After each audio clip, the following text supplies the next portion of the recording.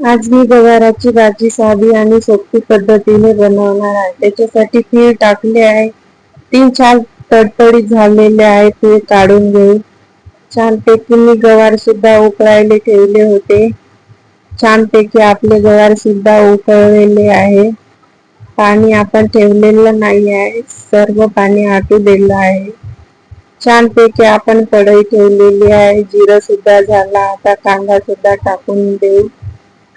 छानपैकी एकदा परतून घेऊ. सोपी आणि साधीच पद्धत आहे. मी कोणतेच मसाले वापरलेले नाही आहे. साधी आणि सोपीच भाजी बनवत आहोत. झटपट लवकर होते. छानपैकी आपले कांदे झालेले. आता आपण लसूण टाकून घेऊ.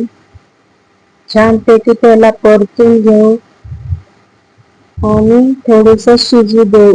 छानपैकी लालसर झालं का मग आपण त्याच्यात टमाटे टाकून घेऊ. छानपैकी आपलं शिजलेलं आहे. आता आपण त्याच्यात टमाटे टाकून घेऊ. मी एक टमाटे टाकलेलं आहे. लहान साईज टमाटे टाकलेले आहे. छानपैकी परतून घेत आहे. आता आपण तिखट टाकून घेऊ.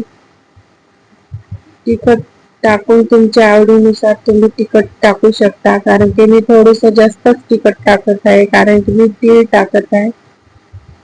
तुम्हाला आवडत असेल तर तुम्ही शेंगदाणे सुद्धा टाकू शकता. छानपैकी तिखट टाकलेलं आहे. मीठ हळद टाकलेलं आहे. आता मीठ टाकते चवीनुसार. छानपैकी मीठ टाकून एकदा परतून घेते. 2-3 मिनिटं छानपैकी परतून झालेले आहे. आता आपण त्याच्यात गवाराच्या शेंगा जे आपण उकळून घेतलेले आहे ना ते सुद्धा टाकून घेऊ. छानपैकी टाकून घेत आहे. पाण्याचा वापर मी अजिबात केलेला नाही आहे. कारण की आपण शेंगा पहिलं उकळून घेतलं त्याच्यानं मी पाणी सुद्धा टाकले नाही. मस्त तेलामध्येच भाजी करत आहे. आणि आपली पहिलं शिजून आहे तर जास्त वेळ शिजायला वेळ नाही लागत. एक वाफ आली का आपण झाली मग आपली गवाराची भाजी. चांगला आपण तिळाचा बुरका टाकलेला आहे. छानपैकी परतून घेत आहे. तिळाचा बुरका टाकल्यानंतर छानपैकी परतलेले आहे. आता आपण एक वाफ काढून घेऊ. मग आपली भाजी तयार झालेली आहे.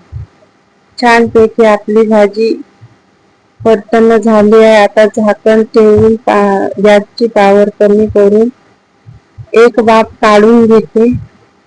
छानपैकी एक वाफ झालेली आहे. छानपैकी तेल सुद्धा सुटलेलं आहे. वरतून सांबार सुद्धा टाकून घेते आणि एकदा परतून घेते.